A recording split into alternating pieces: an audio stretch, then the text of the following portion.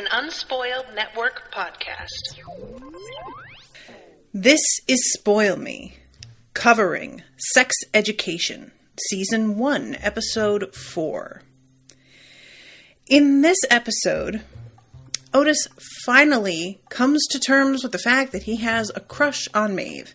Then he escalates to saying that he's in love with Maeve. Meanwhile, Maeve's would-be boyfriend is asking him for advice on how to woo the girl that he likes. It's all very dramatic. I enjoyed this episode a lot. Welcome to Spoil Me.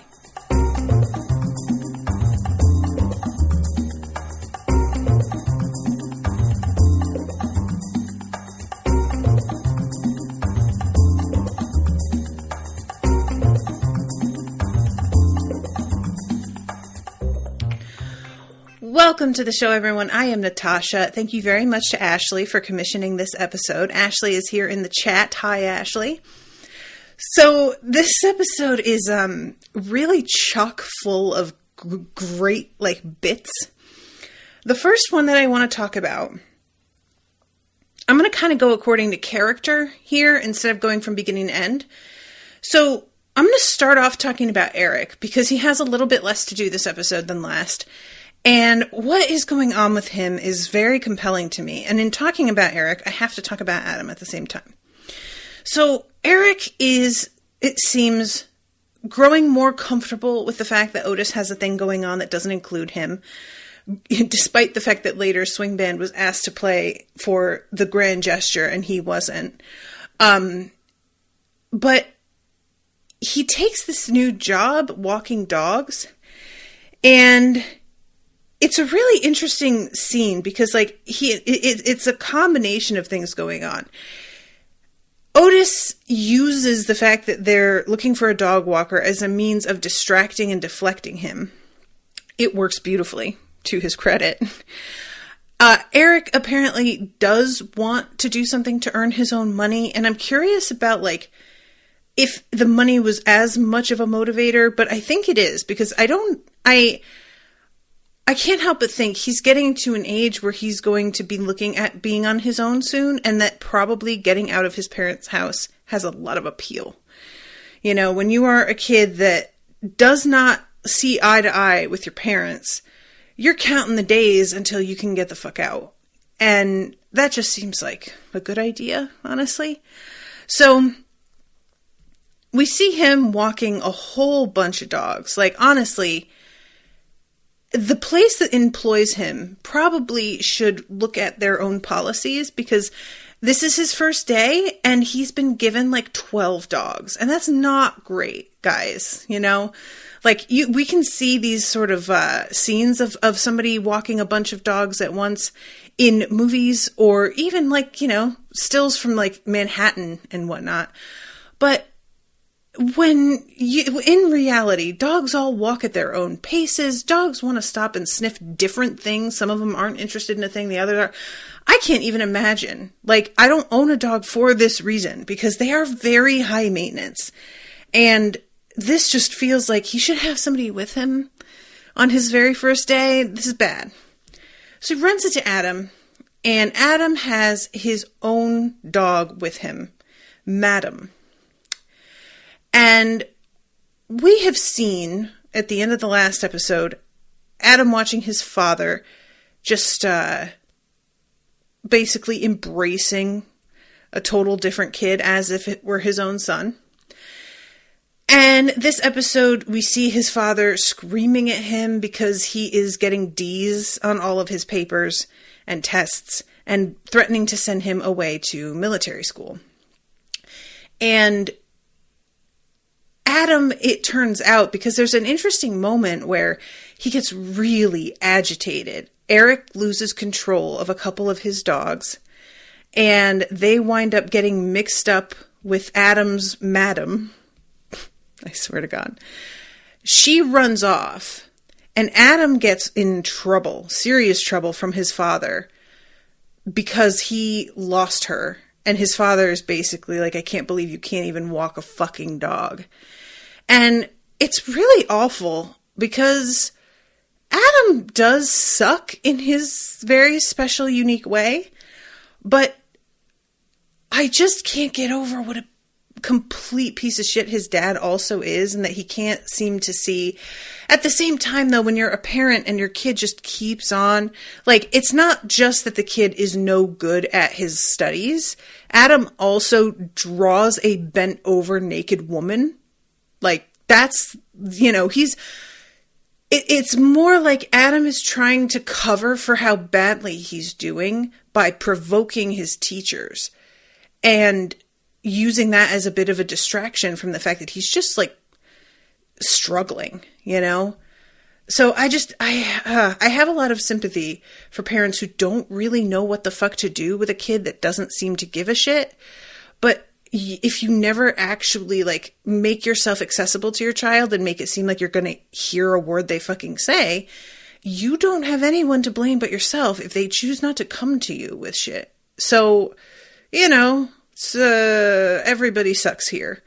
Ashleigh says, kind of have to completely agree with Adam, though. If you don't know how to look after dogs, this is not the job for you. Like, it'd be one thing if a dog got out of control and escaped, but he put the leash down to pick up the poop. Yeah, Ashleigh, I don't disagree, but the thing is, something like this, I don't know that you know you're not good at it until you're in the middle of the job.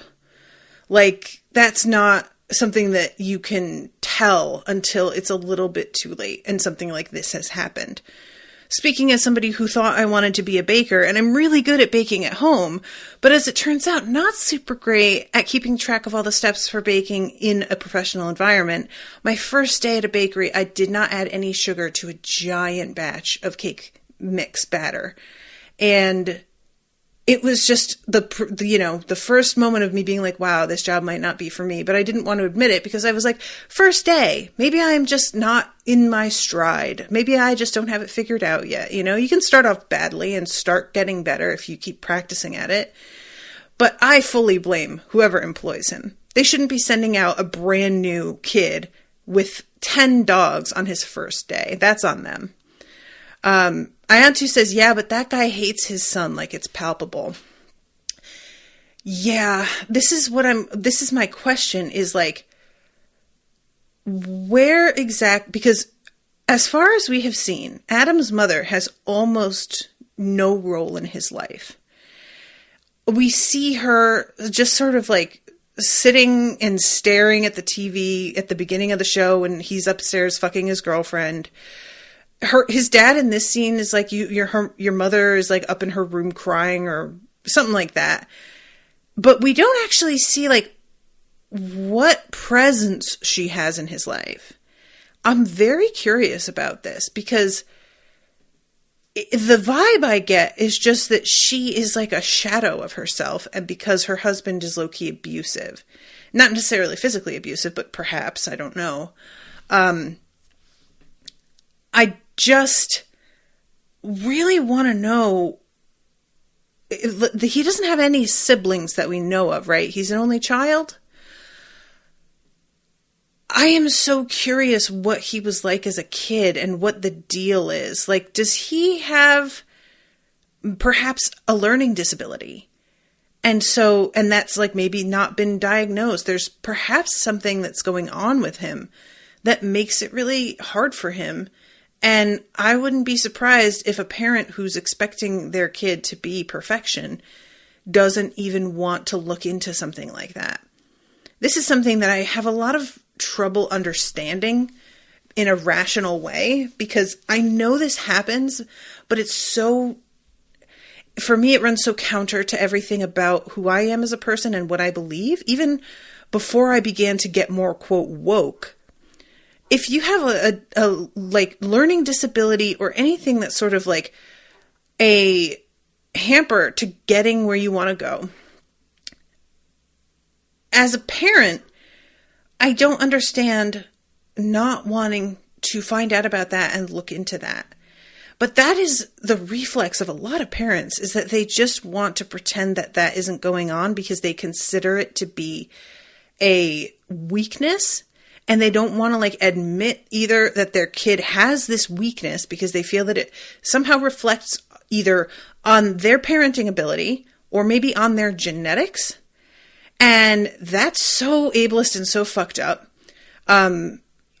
Within my extended family, there is somebody who clearly has a chromosome deficiency disorder, and they have not been diagnosed. I am not a parent of this person.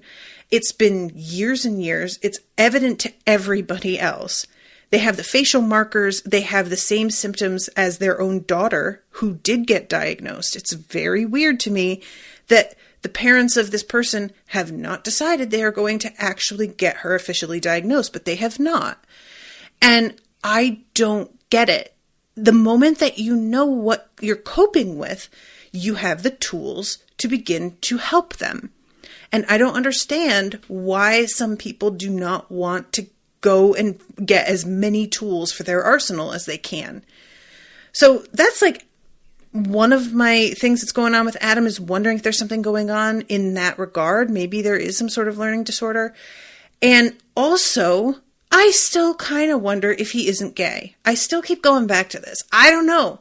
I just catch a vibe. I might be wrong. Maybe he's bi. I don't know. But I have a feeling, and I'm just going to sort of sit and wait and see if anything does anything with that. Ashleigh says, older sister, we haven't seen her though. That's right. I forgot. He says something like, why can't you be more like your sister? Just like the classic don't say this parenting line. And his dad just says that shit. Ashleigh says, see, I know with my own autism, my parents obviously know that I was diagnosed, but never wanted to say she can't do this because she's autistic. And I think it does come up from a place of love and not wanting to put limits, but instead it just becomes, you're not trying enough. And then if I think it is the autism, I don't know, it feels like being gaslit. I could see how tricky it would be to navigate that. Wanting to like give your kid the same opportunities, but not put pressure on them to always succeed at a thing, because you know that they have different abilities than other kids are going to have. So you don't want them to feel bad about themselves if they aren't able to operate the exact same way. So you sort of maybe could shield them sometimes a little bit too much, or make it seem like they don't, like, it's just, parenting just seems really, really hard. That's all I'm saying. I don't know. I can't, it's just one of those things that from the outside, for me, it just feels really black and white. You want to know what's happening with your child. You want to know everything that you can possibly know so that you can help them in every way you possibly can.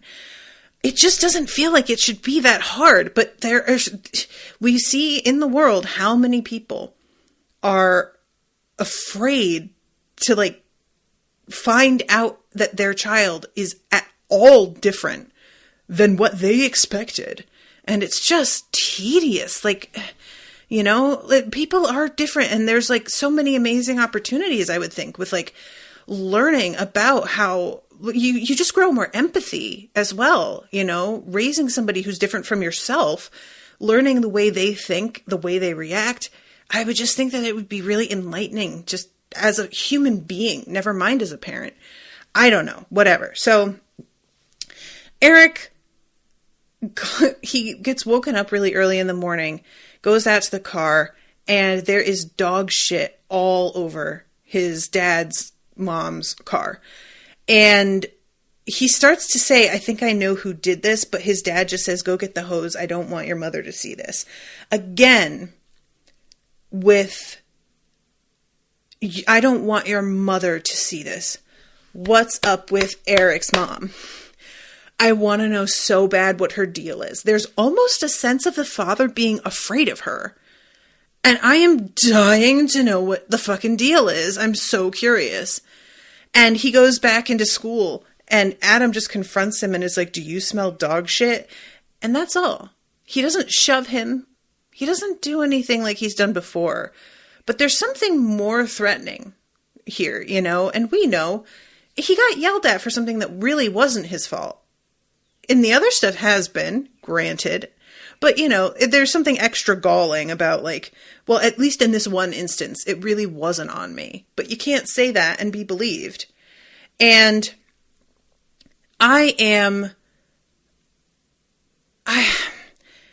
this moment with Eric and the way that he like looks at Adam, like for a second I was like, he said, I think I know who did this. But when he looks at Adam, it's like he doesn't expect what Adam's going to say. Do you smell dog shit? And I was like, you know what he's going to say, Eric. You know it was him, right? And I think he does, but it was a weird moment of like, the way he played that scene seemed to feel like he wasn't sure what it was that Adam was going to say to him. I was like, this seems really obvious.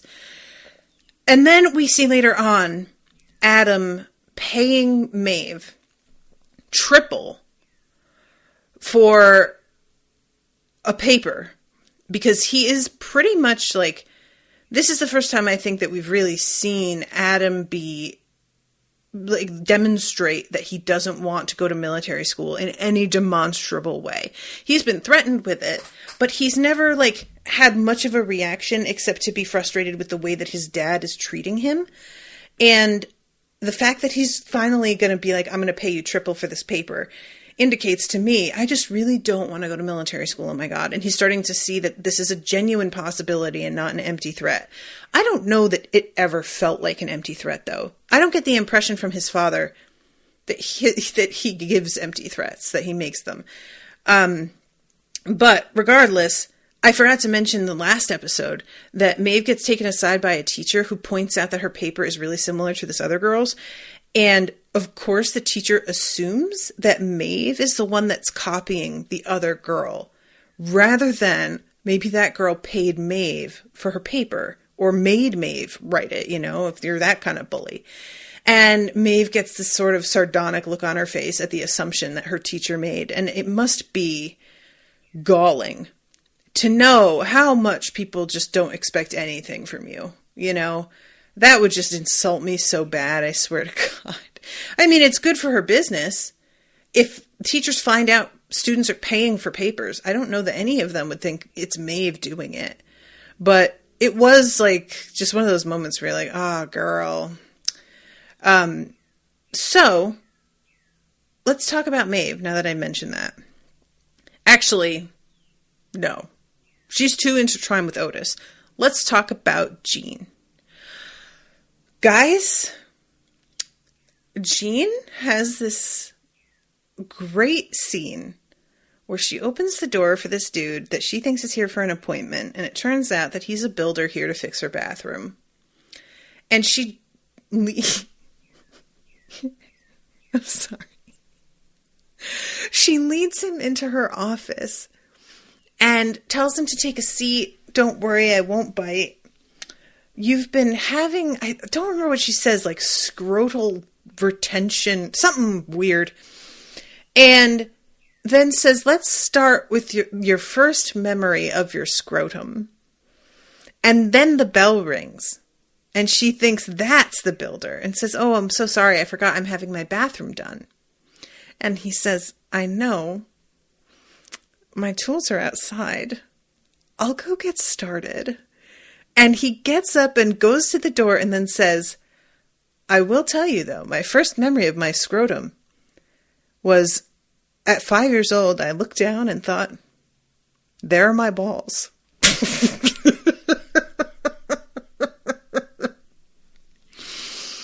Oh, my God. I love this so much. I love this so much. I love how embarrassed Jean is. Because, I kind of thought she was going to just take it in stride and be totally cool and just, oh, God, I'm sorry. I'm a sex therapist. Got you mixed up with my client. My bad. But instead, she just sits there like, oh, my God. And it's honestly a little annoying because I'm like, hey, Jean, where's that energy regarding your son? How about you learn how to be embarrassed for somebody that's related to and living with you? How about that, dude? But no, And this dude is such great casting to me because, first of all, he's Swedish, so he's got this accent that comes across as really, aggressive at times and also can feel a little bit, endearing. And he has a quality to him where I'm like, okay, I really see it for him. He's not somebody that if I passed on the street, I'd be like, God damn. But he is somebody that when I see him talking to her and his personality, I'm like, whoa, all right, girl, shit. Like, he has real sex appeal. It's this thing, and it's one of those, it's hard to put your finger on sometimes when you see it, what exactly it is. But there are some dudes that the fact that they aren't like super conventionally attractive. And I say that like, it's not, he's unattractive. It's like I said, he's just not somebody that if you saw a photo, you'd necessarily be like, wow. But there's some people that can make that work for them, and they just like have it. And it's always fun to watch folks who are not of the same orientation as you be baffled at the fact that you'll find a certain person attractive because you personally don't get it or they don't get it. Because I don't remember who I was talking about with Owen, but it was just like a bunch of women who were in a thread talking about some actor and how sexy he was. And Owen was just like, what? He's super goofy looking. What are you talking about? And I was like, I mean, he's not my type, but these bitches are all about it. Adam Driver is one that comes to mind for me right away. He's not somebody that like I find attractive, but I get it. And this dude has that same, what we often call big dick energy. There's just a quiet, subdued confidence that is very not flashy, but it is super palpable. And you just get a sense from him that he is extremely secure in who he is, does not really give any fucks about other people's opinions. He just has no interest. It's not him actively rebelling. It's just this sort of like, well, I'm here to fix your thing, but if you want to hear about my scrotum, I got nothing to hide on that. So here it is. And it is amazing. And she is so used to being the person who's shocking everyone else that for her to be caught on the back foot like this is not something I think she's used to at all. So that's very satisfying to watch because she's just always the one with the upper hand. And I loved seeing her. She's on her home turf. She should be the one with the upper hand, and she super isn't.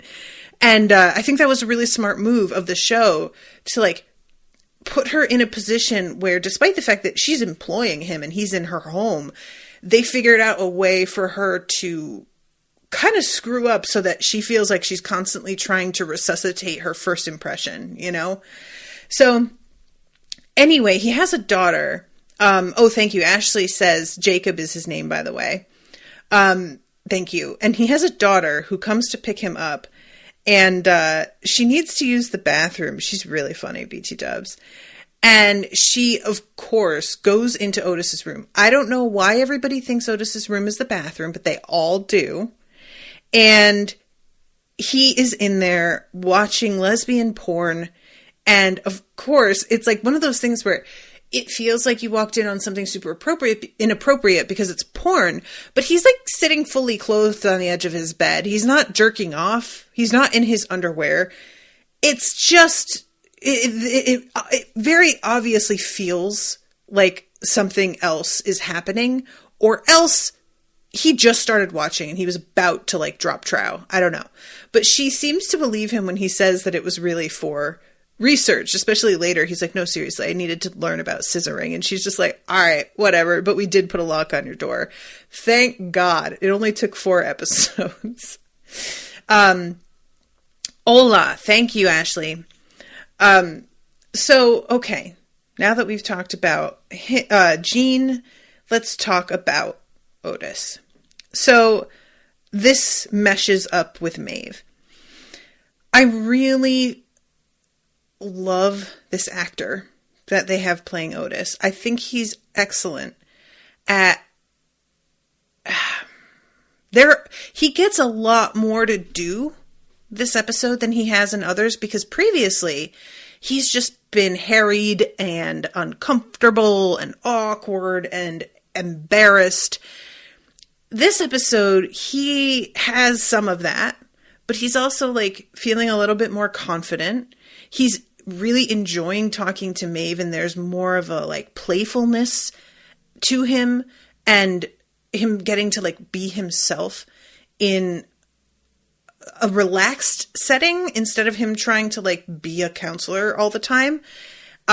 So his friendship with her is warming up a lot. And I kind of think that Maeve actually could be a tiny bit interested in him. There's a sort of energy with her when she's around him that I think she almost sees him as like not on the table because he seems like such an innocent and she just doesn't want to like fuck with that. And as somebody who had dudes like this having crushes on me in high school where I was very sexually active and they were very not, I just sort of felt like, you are such a sweet guy and I actually do like you, but this would be bad. Like you can't handle me. You would not be comfortable or accepting of like what I've got going on. And I just don't think it's a good plan.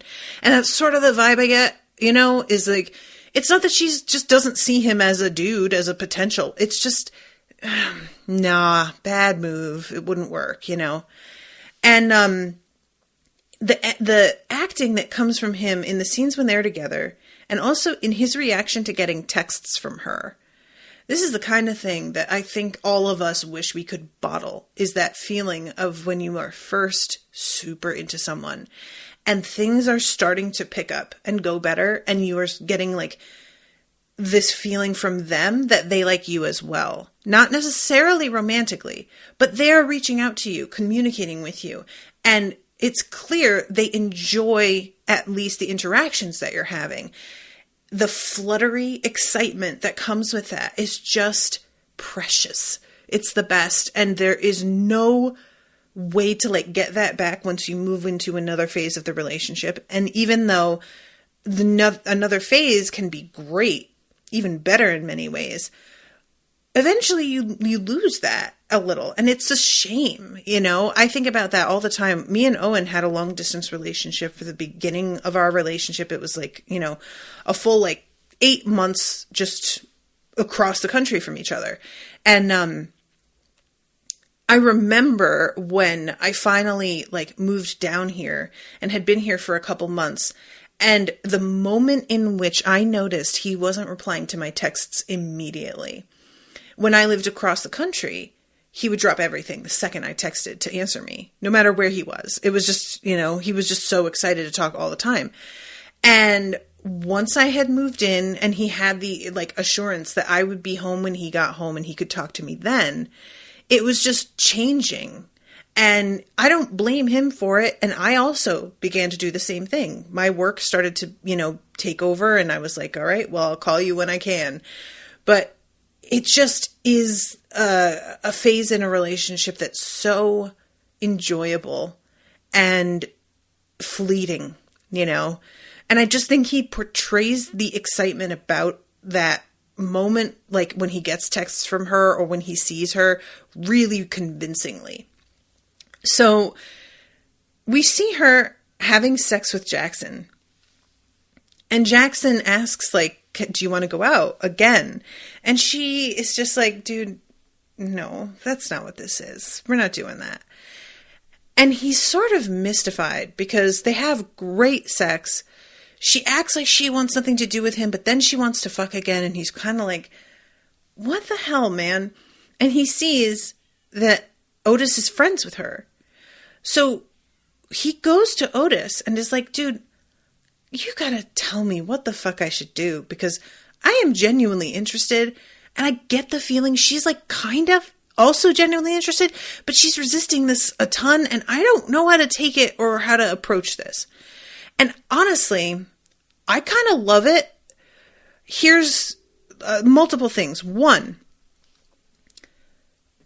some might see going to a person who's friends with somebody and asking, how do I like get in with this person as cheating a little bit, trying to, you know, instead of just talking to them and finding out yourself, you're dealing with somebody like Maeve. That's just not going to be a super easy thing to do. I personally think it's a nice show of effort from Jackson that he's going to like, he notices enough and is like, I'm going to go and talk to Otis, you know, like Owen got me a, birthday gift. And he, it turns out, went to like all the girls in my bridal party. He texted them and was asking their opinion on stuff. And I like that he thought to do that, you know? I think that that's really just sort of touching. So for me, I like this method. He's noticing who she's friends with. He's realizing that he needs to connect with her on another level, and he doesn't know what even that looks like. So he basically stuffs a bunch of money in Otis's hand, and Otis struggles all episode with like what to do because he doesn't want to accept the money, but he's trying to give it back. He tries a few times and Jackson won't take it. So eventually Otis just gives it to Maeve, and I was like, oh, that's a really good call. Cool. I like that. But he's talking to Jackson, and Jackson says something about how, you know, it seems like she'll just want to be as far away from me as possible, and suddenly she's back wanting to fuck again. And it's like she's a sexy merry-go-round, and Otis yells she's not an object. And he sort of stops and is like, what do you mean? And he's like, you keep comparing her to inanimate objects. She's a person. Do you know that she likes women writers? Do you know that she's into like punk rock, but also listens to pop? Do you know any of this stuff? And Jackson is like, well, no, I don't, because she doesn't talk to me. She doesn't want to talk to me. I don't know how I'm supposed to know that. And I'm like, you know, it makes a lot of sense that, and this is the kind of thing that can come up sometimes when people are talking about like women not wanting to, the whole incel thing. Girls don't like nice guys.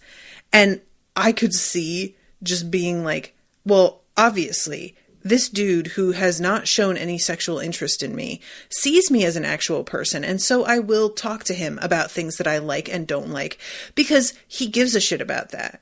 But this other dude who I can tell sees me as something to fuck, I am going to like play that role because it's easier. And I don't really feel like, you know, trying to convince him that I'm a person. I could see it just feeling like low maintenance.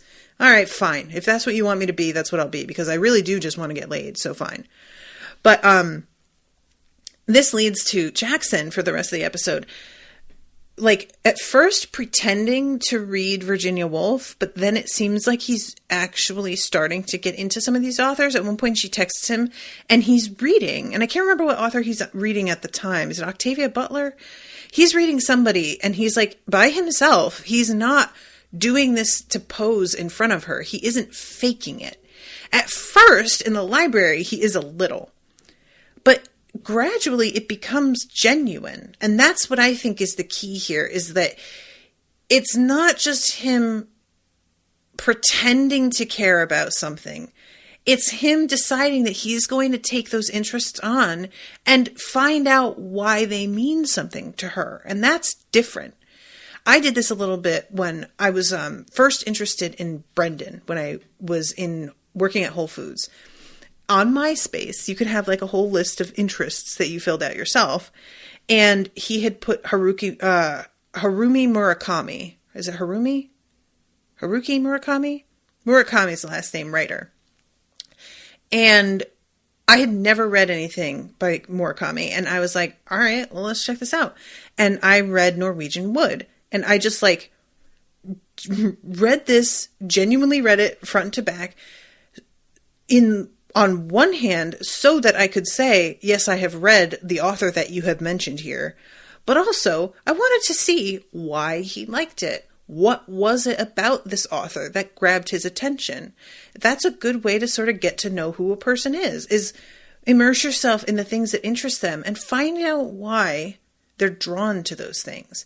It's not always easy, because sometimes they just will be interested in stuff that you don't connect with. That's okay.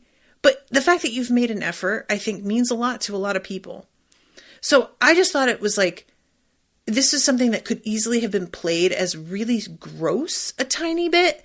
But instead, they did it really well, where they were like, no, he's actually like low-key making a real effort to get to know her as a person. You know, there is some posturing there. He like walks by her in the hall playing, I don't remember what song, really loudly on his headphones so that she'll notice. And it's like clear that's what he's doing.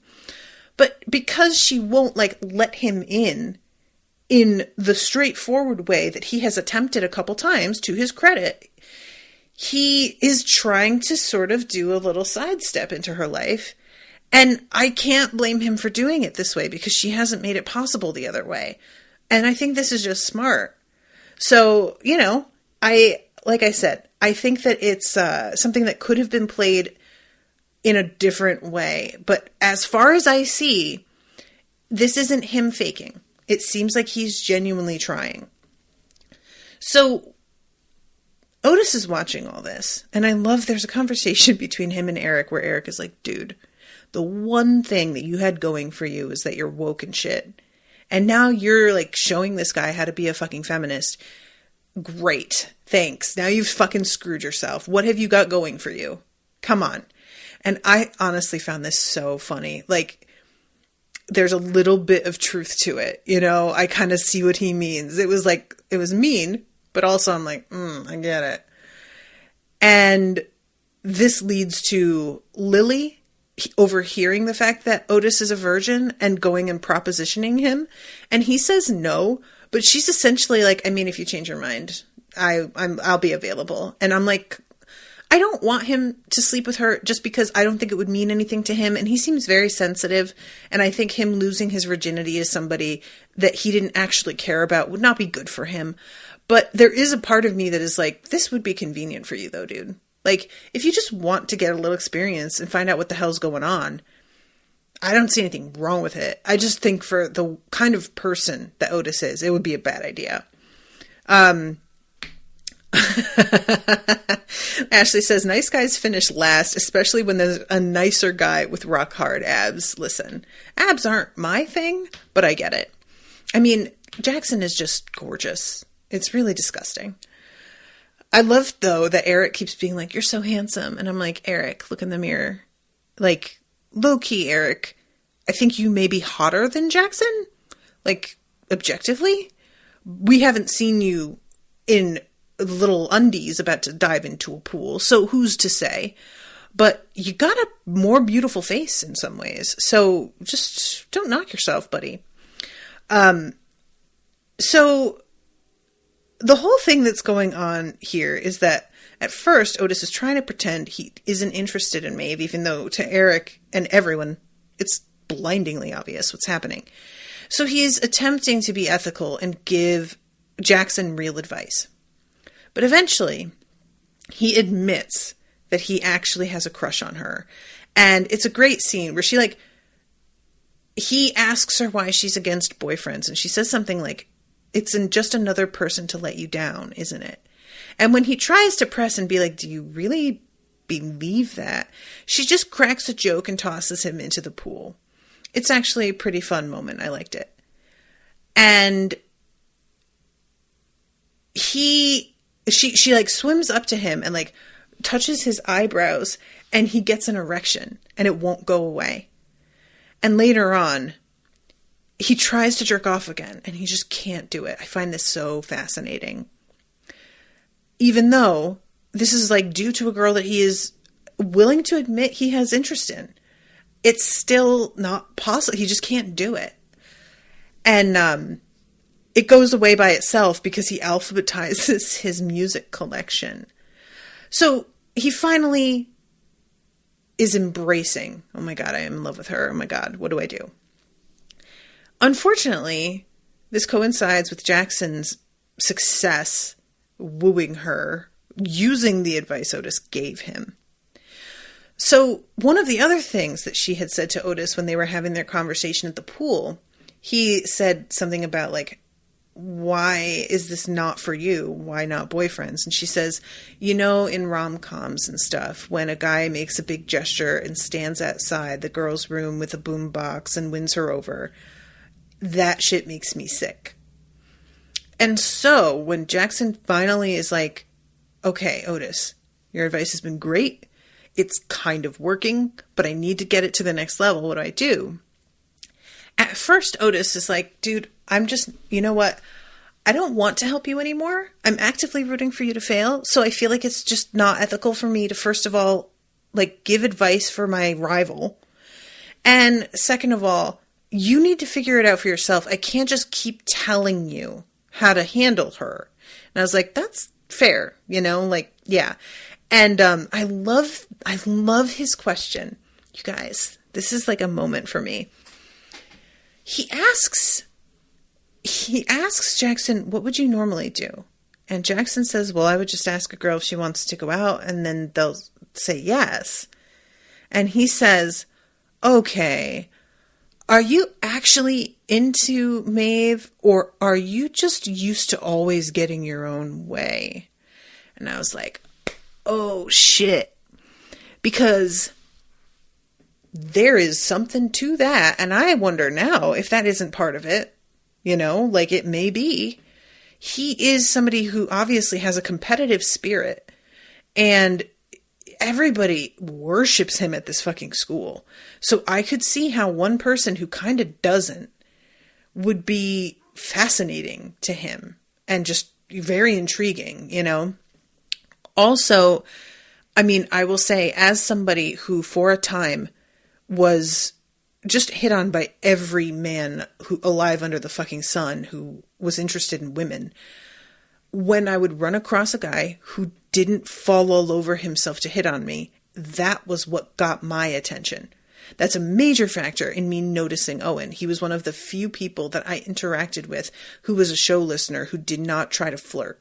It was like, I mean, it wasn't that he didn't flirt at all, but he didn't like come on to me. And that was the thing that made me notice that he just interacted with me in a completely different way. And I was like, oh, word? That shit is true. And it's not necessarily the like playing hard to get, because that often just sounds like you are trying to pretend you don't care as much as you do. What it is really is just like, how about you have a little bit more respect for them as a person on the outset, and don't immediately like go for the romantic or sexual thing. And also keep on with your boundaries that you would have for anyone else. And that way it doesn't feel like you're already making exceptions in your life for this other person.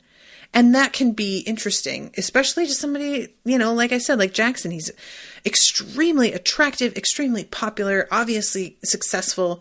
This is part of the thing that when she makes the like list later with Amy, she says he's going places, So yeah, somebody like that would be used to getting their own way. And I think it's really important that Otis even asked that question.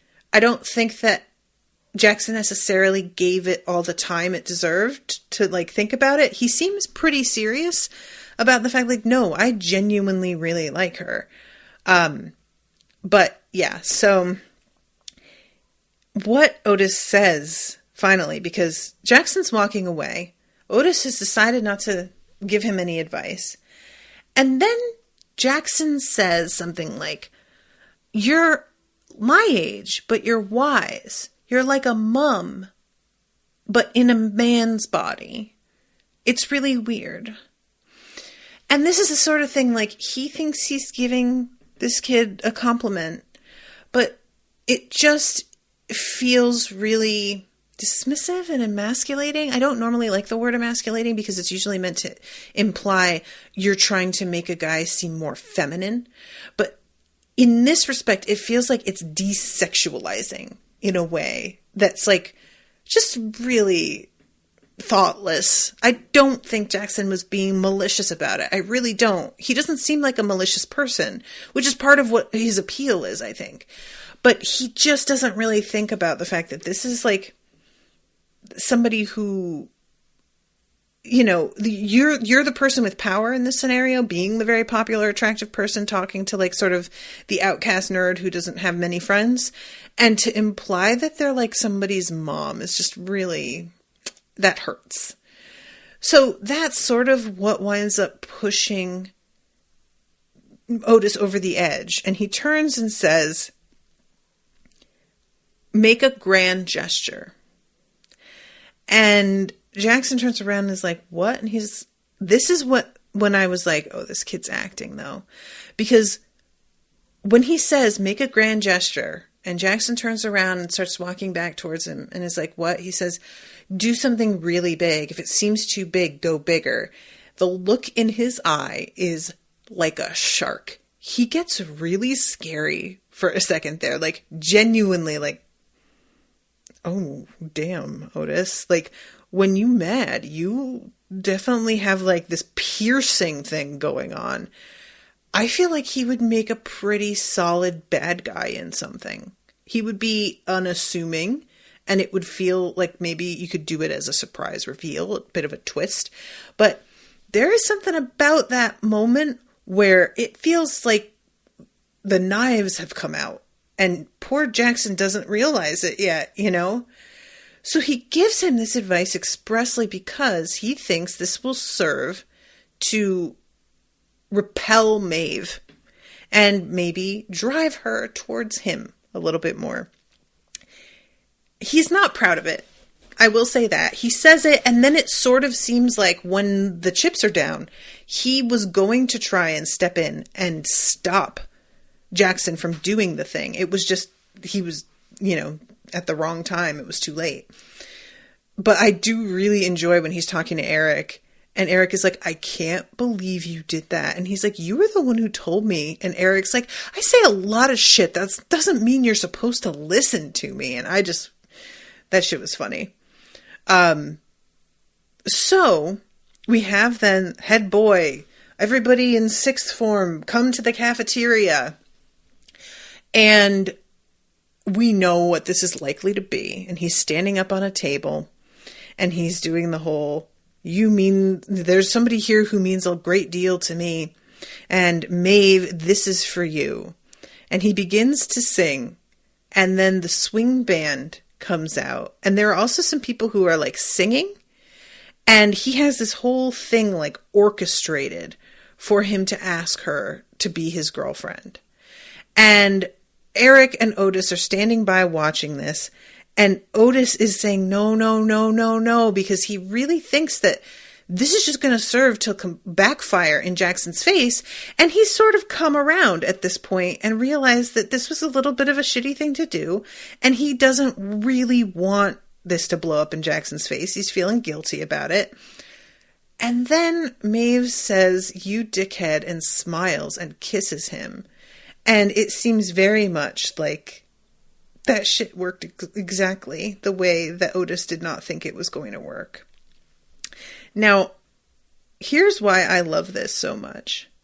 So, Maeve, I will admit personally, as a teen, I was very into the grand gesture thing. Like, I feel like that's who the grand gesture is really for, is teenagers who haven't learned yet that gestures are easy and that you can do all of the grand gestures you want and still be a really shitty person, and that it doesn't prove anything. Basically, you haven't become cynical enough yet, and so they still seem meaningful. So for me, as a teen, the grand gesture was something that I just loved. I loved it in movies. I had a boyfriend who did this sort of shit sometimes, and I was very into it. And then as I got older, I just became so disgusted with it. That said, when you watch the grand gesture happening from the outside in, say, a movie, or even to people that, maybe it is a very different thing than when it happens to you. So there's a couple things at play here for me. First of all, there's the fact that he has been systematically making it clear that he's interested in the same things that Maeve is interested in.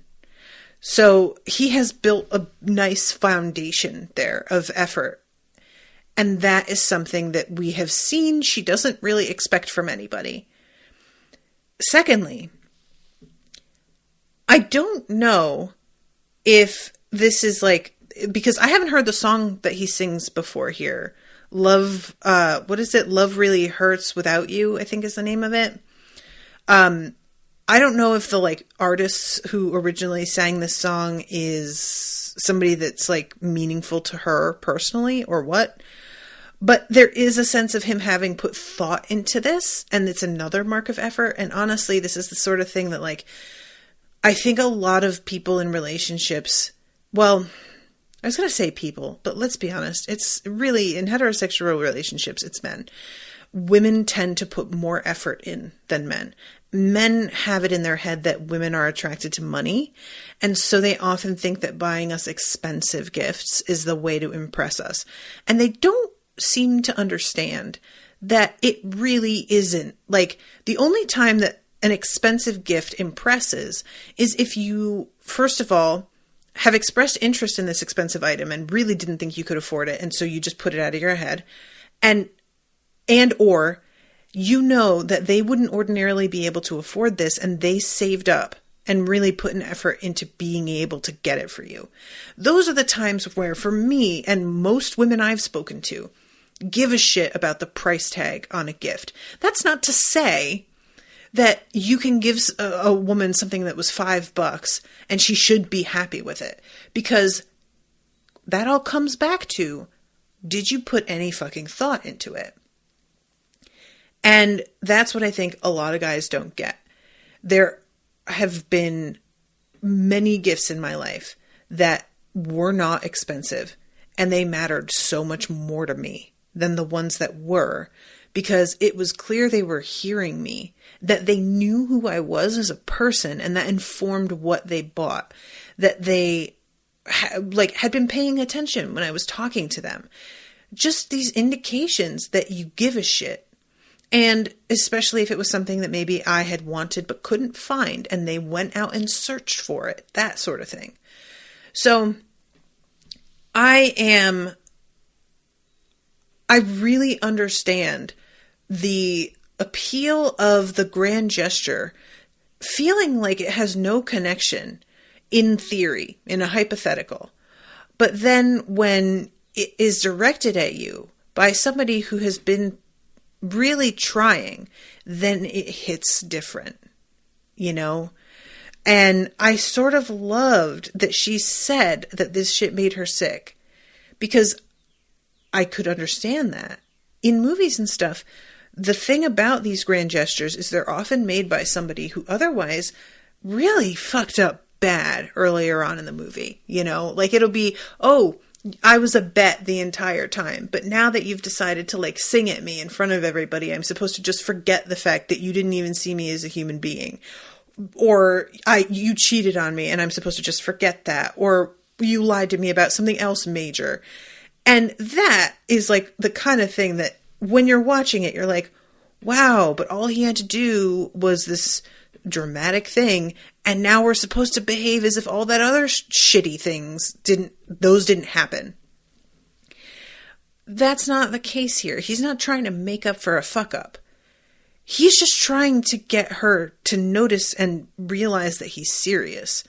So that also hits different. This isn't a desperate ploy to get her to like give him another chance. It's him being like, I'm dead ass serious. I know that you think it's just about the sex, but I will show you that I am willing to invest my time and energy outside of the sex. And I'm just determined. And for me, that works. That makes sense completely as to why she was like, oh, you know what? Okay, yeah, this works for me. So I just really like it that as much as Otis has gotten to know her, and as much as he has learned about her likes and dislikes in a lot of ways, he still can't entirely predict what she's going to say or how she'll feel about things, because it's, you know, let's keep in mind, she isn't doing great, right? First of all, she just had an abortion recently, and it was this dude's kid. She's living by herself, trying to scrape by with nobody looking out for her. We see her going to somebody else's trailer and stealing their propane. So she hasn't got any money and is barely able to like even cook and feed herself. This is a bitch who is alone, like for real, for real. And when you feel like everybody's going to let you down, yeah, it makes sense why she would just be like, you're not real serious about this, and I don't feel like wasting my time. But here comes somebody who seems to be like ready to actually try. And I could see that being really, really hard to resist when you have been alone like that for so long. That's a different kind of alone. That's an alone that I don't think a lot of us have ever experienced. You know, as bad as it has gotten for many of us, our parents have still been there in the house. It has still felt a lot of time like, well, the mortgage is paid. Like, I don't have to think about that. I don't have to worry about whether my stove turns on. Maeve is in a situation that's really intense. And for me, her deciding that she's going to let her guard down here, especially after her conversation with Amy, where Amy's just like, seriously though, what's the downside? What's the con? And the only con she can come up with is, I don't want a boyfriend. That's it. It's not even about Jackson. I'm not mad at her. I'm just not, you know. And also there is something to be said for when somebody's super good in bed, which she says to Amy, because I was sort of curious about that. We know that she's having sex with him, and she wouldn't have had sex with him again if he wasn't good in bed or like approach him about it. But we only heard Jackson saying to Otis, like, oh my God, the sex is insane. Like, seriously, oh my God. And I was like wondering, is that true for her too? And evidently it is. So amen. Good for you, girl. So yeah, I'm like, as much as I feel for Otis because he thought that this would backfire, and like, even though he didn't really want it to once it came down to it, I think there was a bit of him that was sort of looking forward to it. It just turns out he doesn't know everything. And I think that's a good reminder. I think it's good of the show as well to let us know that, yeah, he's a teenager though. Like, he may know a lot practically about some things, but there are other things that he's just a kid. He hasn't got experience with some stuff yet, so he won't know. And there are things you can't read about in a book and understand. And I haven't actually even talked about the whole thing with the lesbian couple, because there is this pair of girls, and like the episode starts off with them having sex and the one girl being so disengaged. And they're going to him for advice, but the one girl who's the redhead, because there's an Asian girl and then there's this redheaded girl. The Asian girl is very invested, and the redhead is just not present. And it's very clear. She keeps saying, we're in love. And I'm like, you really aren't. You really, really aren't. I'm sorry. She doesn't want to talk about their relationship and keeps insisting it's just a sexual thing. But it's so clearly that's not true. And eventually Otis spots her making out with this other girl and is like, so the fact is, you just don't want to be with your girlfriend. And she's like, I don't know what to do. It's going to kill her. I can't tell her. And he's like, you really have to, because otherwise you're both going to be super unhappy. It's not going to change. What do you know? And I really did feel so bad for... Oh, thank you. Ashleigh says, Ruthie is the redhead and Tanya's the Asian girl. I felt really bad for Tanya. Like, Ruthie says something, well, if you can't help us, I don't know what we're going to do, because I'd like to have an orgasm sometime this century. And I was like, ouch, man. Like, that was just such a crushing thing to say. And then in the next sentence be like, but I love my girlfriend. Do you? So we don't actually see her dump Tanya, but I think that she knows she has to. And I feel bad. I wonder, it's kind of neat too, the way that the show points out they were like best friends from childhood, and they both realized they were gay. And Ruthie just sort of was like, I figured having a relationship was like logical. We really were close and liked each other. And it was just like, well, may as well. And then it turns out that's just not what it is for the two of them. And I could see how that would happen, especially when you're in high school and there's like a much smaller dating pool and you find out you're gay, and how many other gay women are there going to be on campus with you for you to experiment with? It's going to feel like you don't have that many choices, you know? I mean, that it's already hard for adults who live in towns that don't have as many gay people, never mind being in like a tiny school. It's just this is just, you know, part of the disadvantage of being in a minority group is that it's just going to be harder to meet people. And you're going to have like eventually circles that you travel in where you've dated everybody within your circle. And now what? That's happened to a lot of friends of mine. So I could understand how this felt like, well, this is just the thing to do, I guess. And then when it doesn't work out, you're like, oh God, now what? Like maybe they ruined their friendship and that sucks. But I did like that subplot. He's not really able to like solve the sex thing because that's not the issue. And I like that he can tell that that's not the issue, even though she doesn't want to admit it. So, all right, I'm over time, but I really enjoyed this episode. I'm realizing I didn't mention about Jean and the fact that he brings her soup, and Jacob does, and she not only really likes the soup, but it seems to like motivate her to write.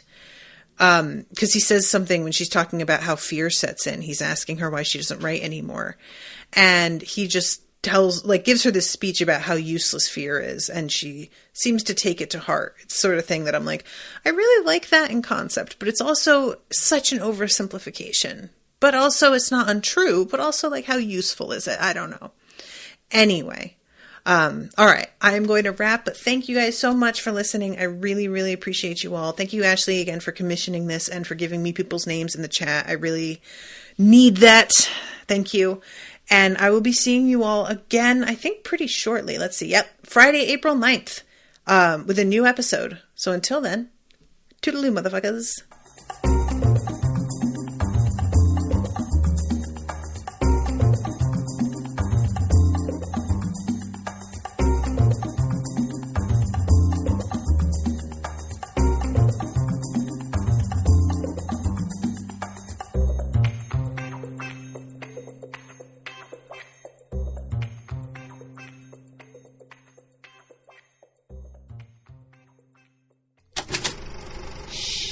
That was an Unspoiled Network podcast.